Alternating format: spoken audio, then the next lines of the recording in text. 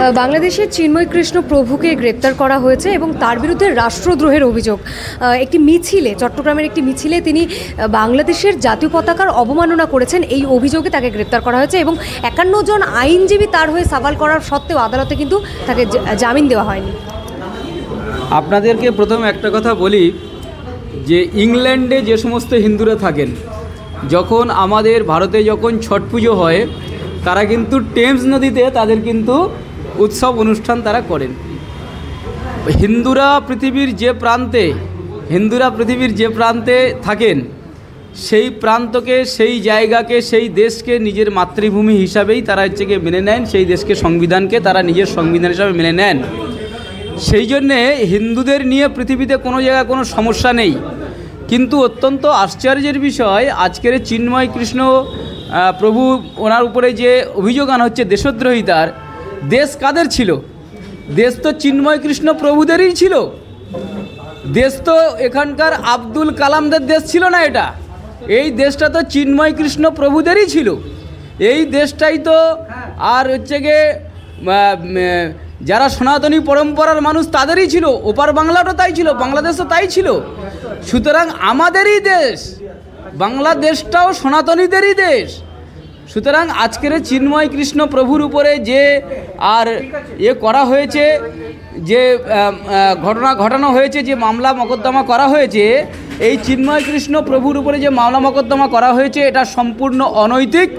হিন্দুরা কখনো দেশদ্রোহী নয়, হিন্দুরা কখনো রাষ্ট্রদ্রোহী নয়। যে দেশে তারা থাকেন সেই দেশের নিয়মকানুন, কায়দা কানুন তারা মেনটেন করে চলেন।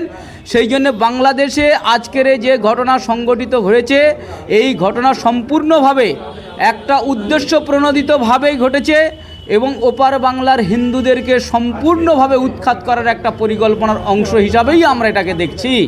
ভারতবর্ষের কেন্দ্র সরকারের কাছে কি এই নিয়ে আপনারা কোনো আবেদন করবেন? আমরা অবশ্যই করব, কারণ আজকের বাংলাদেশ ভবিষ্যতের ভারত বিরোধিতার একটা আখড়া হিসাবে পরিণত হতে চলেছে। আজকের চিন্তা করে দেখুন, যখন বাংলাদেশের যে 400 পুলিশ থানাতে যে হামলা করে যে কয়েক হাজার অস্ত্রশস্ত্র লুণ্ঠন করা হয়েছে, এই অস্ত্রগুলো কাদের বিরুদ্ধে প্রয়োগ করা হবে? এই অস্ত্রগুলো তো গেছে জামাতে ইসলামীদের হাতে, এই অস্ত্রগুলো তো গেছে আনসারুল বাংলার হাতে, এই অস্ত্রগুলো তো গেছে জেএমবির হাতে। তাহলে ওরা তো এই সমস্ত অস্ত্রশস্ত্রগুলোকে ভারতবর্ষের বিরুদ্ধে, ওখানকার সনাতনী শান্তিপ্রিয় হিন্দু সম্প্রদায়ের বিরুদ্ধেই প্রয়োগ করবে। সেই জন্যে আজকের যে বাংলাদেশের 5ই আগস্টের যে ওরা বলছে নতুন করে বিপ্লব সংগঠিত হয়েছে ওদের দেশে নাকি, সেই নতুন বিপ্লবের পরিণতিতে ভারতবর্ষের ভবিষ্যতের জন্যে অত্যন্ত খারাপ সংকেত নিয়ে আসছে। আমরা সেই জন্যে এই বিষয়ে কেন্দ্র সরকারকে অবগত করাতে চাই। আজকের মণিপুরের যে দাঙ্গা, এই দাঙ্গার সেন্ট্রাল ভূমি হচ্ছে কি বাংলাদেশ। আজকের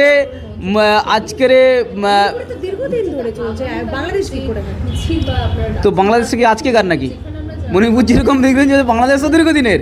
আজকের বাংলাদেশের সরকার উৎখাত করার পিছনে আমেরিকা, পাকিস্তান এদের তো হাত আছে বলছে, সংবাদপত্রে আসছে। বাইডেন সরকারের হাত আছে।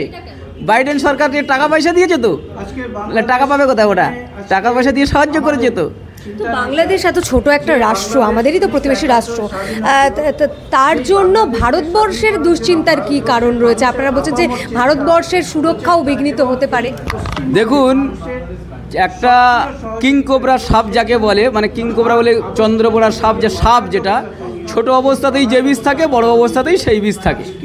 সুতরাং সাপের বড় এবং ছোট এই অবস্থাতে বিষের পরিমাণ কিন্তু কমে না, তার থেকে মৃত্যুর আশঙ্কাও কমে না।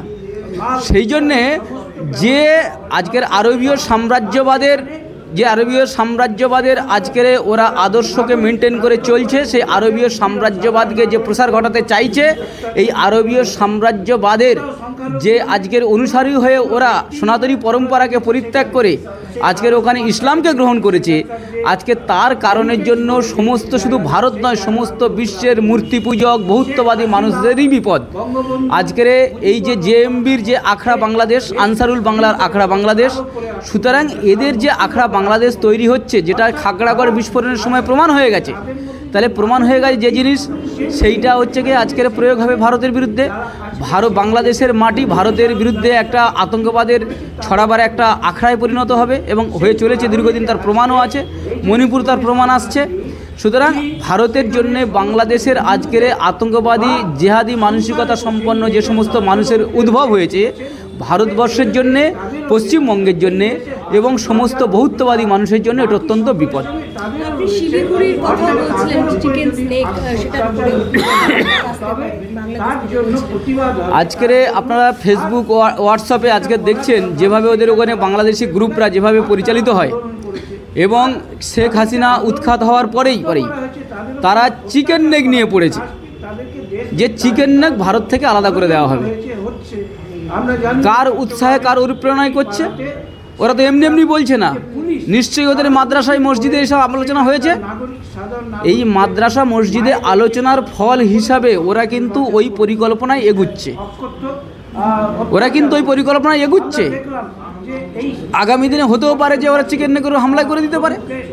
তাহলে আমরা গণতান্ত্রিক শান্তিপূর্ণভাবে সার্বভৌম রাষ্ট্র হিসাবে এই বিপদগুলো থেকে কি আমরা হাত গুটিয়ে বসে থাকবো, না আমাদের সরকারকে, আমাদের অভিভাবক যারা আছেন, আমাদের সরকার যে অভিভাবক আছেন তাদের কাছে আমরা জানাবো বিষয়টা? তো এটা তো আমাদের কর্তব্য, নাগরিক কর্তব্যের মধ্যে পড়ে এবং সাংগঠনিক কর্তব্যের মধ্যেও পড়ে। আমরা সেই সাংগঠনিক এবং নাগরিক কর্তব্য পালন করব এবং মোদিজিকে, আমরা জয়শঙ্কর সাহেবকে এবং মাননীয় অমিতজিকে এবং আমাদের সুশ্রী মমতা ব্যানার্জিকে আমরা এই বিষয়ে অবগত করব বিষয়টা নিয়ে। এটা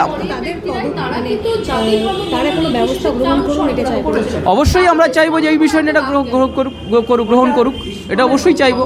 কারণ এইভাবে তো বাংলাদেশের 1.5 কোটি মানুষকে তো আমরা মৃত্যুর মুখে ঠেলে দিতে পারি না। আমরা যখন 71 সালে পাকিস্তানের হামলা হয়েছিল, পাকিস্তানিদের হামলার হাত থেকে ওপার বাংলার হিন্দু মুসলিম নির্বিশেষে ভারত সরকার যখন বাঁচিয়েছে, কোটি কোটি মানুষকে খাওয়া দাওয়া সব দিয়েছে, তাহলে এখন যখন সনাতনী হিন্দুরা উপরে অত্যাচারিত হয়েছে, তাহলে আমরা আমাদের ভূমিকা কেন পালন করে অবলম্বন করব না? বাংলাদেশের হিন্দু নির্যাতন নিয়ে বাংলাদেশের যেটা বক্তব্য, যে হাসিনার আমলে বরং বেশি হিন্দুদের উপর নির্যাতন হয়েছে, তখন হিন্দুরা বাধ্য হয়ে তারা এপারে চলে আসতে বাধ্য হয়েছে। হাসিনার আমলে বেশি হিন্দুদের উপর নির্যাতন হয়েছে।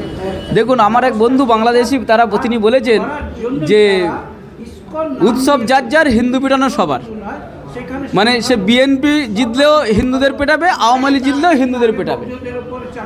মানে ওখানটা হচ্ছে কি ভোট যার যার, হিন্দু পেটানোর অধিকার সবার। হিন্দুরা যেভাবে ওরা ধর্মীয় অনুপ্রাণিত হয়ে মুশরিক এবং কাফের, মূর্তি পূজক এবং ইসলামে অবিশ্বাসী মানুষদেরকে হত্যা করবার জন্য ওরা নির্দেশ মেনে চলে, সেই নির্দেশের অংশ হিসাবে ওরা হিন্দু পেটাবে। সে হাসিনা থাকলে পেটাবে। আজকের কি ভারতবর্ষে মোদিজি আছেন, এই অবস্থায় সম্ভলে কি হচ্ছে গিয়ে এখানটায় পুলিশের উপরে পাথরা হচ্ছে না? ভারতবর্ষে মোদিজি আছেন, কানপুরে কি হচ্ছে গিয়ে সরতন সে জুদা নারা উঠছে না?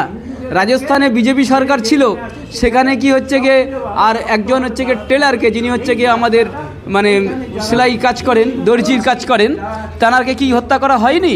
আজকের মহারাষ্ট্রে কি হত্যা করা হয়নি? তো আজকের মোদিজি থাকা অবস্থাতেও যদি ওরা মাদ্রাসার শিক্ষায় শিক্ষিত হয়ে হিন্দুদের উপরে হামলা চালাতে পারে, রামনবমীর শোভাযাত্রায় চালাতে পারে, দুর্গা প্রতিমার বাইরে আইছে কি হলো, দুর্গা প্রতিমার শোভাযাত্রায় হামলা চালাতে পারে, তাহলে বাংলাদেশে শেখ হাসিনা তো তিনি একজন, তার আমলে হবে, এটা তো স্বাভাবিকই আছে। উনি হলে হবে, আবার হচ্ছে কি খালেদা জিয়া হলেও হবে, ইউনিস আছে হচ্ছে, আবার কেউ আসলে হবে। সেই জন্য ইউনুস আমলে নাকি হিন্দুরা অনেক ভালো আছে, তাদেরকে সুরক্ষা দেওয়া হচ্ছে, এমনটাই দাবি করা হচ্ছে বাংলাদেশে। হ্যাঁ, আমরা সুন্দরবনের মানুষ, আমরা শুনেছি বাঘের কাছে ছাগল দিলে নাকি ছাগল খুব সুরক্ষিত থাকে।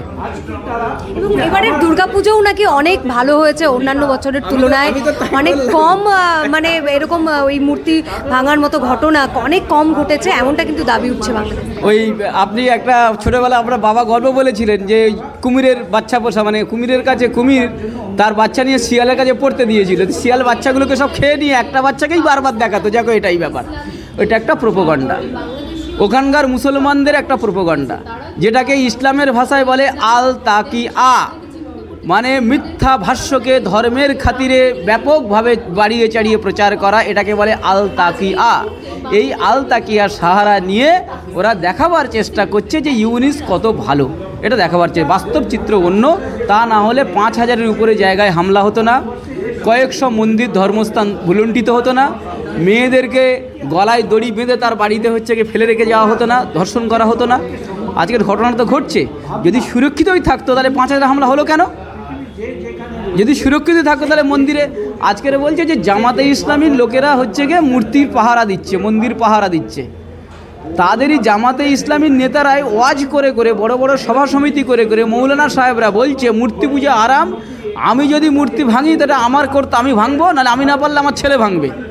যারা মূর্তি পূজা, মূর্তি ভাঙার জন্য আহ্বান দেয়, তারা কোনোদিন মূর্তিকে রক্ষা করার জন্য কোনো রাস্তা অবলম্বন করতে পারে? এটা কি সম্ভব? এটা অসম্ভব ব্যাপার। আমরা যারা ইসলাম সম্বন্ধে জানি না, এটা তাদের চোখে ধুল দেওয়া হচ্ছে, ধুলো ছড়িয়ে দেওয়া হচ্ছে। যারা ইসলাম জানে, কোরআন শরীফ হাদিস পড়েছে, এটা তাদের জন্য নয়। বাংলাদেশের বিষয়ে ভারতবর্ষকে নাক গলাতে না বলছে বাংলাদেশ। এখন ভারত কোথায় নাক গলাবে কি নাক গলাবে না, সেটা কি বাংলাদেশ ঠিক করে দেবে? আমাদের দেশ ভারত সরকার কোথায় নাক গলাবে কি গলাবে না, সেটা কি বাংলাদেশ সরকার ঠিক করে দেবে, ইউনিস ঠিক করে দেবে, না ওপরকার জেহাদি আতঙ্কবাদীরা ঠিক করে দেবে? যদি ভারত সরকারের মনে হয় এই ব্যাপারে নাক গলাবার প্রয়োজন আছে, ভারত সরকার সশক্ত আছেন। মাননীয় নরেন্দ্র মোদী প্রধানমন্ত্রী হিসাবে তিনি বিশ্বে তার যশ আছে। ভারত একটা অত্যন্ত শক্তিশালী, বিশ্বের তৃতীয় বৃহত্তম শক্তিশালী দেশ হিসাবে আত্মপ্রকাশ করতে চলেছেন। সুতরাং ভারত কোথায় নাক গলাবে এটা ভারতের উপর ছেড়ে দেওয়া দরকার। এটা বাংলাদেশের সরকার নির্ধারিত করতে পারে না যে আমরা কোথায় নাক গলাবো, সেটা বাংলাদেশ সরকার ঠিক করে দেবে।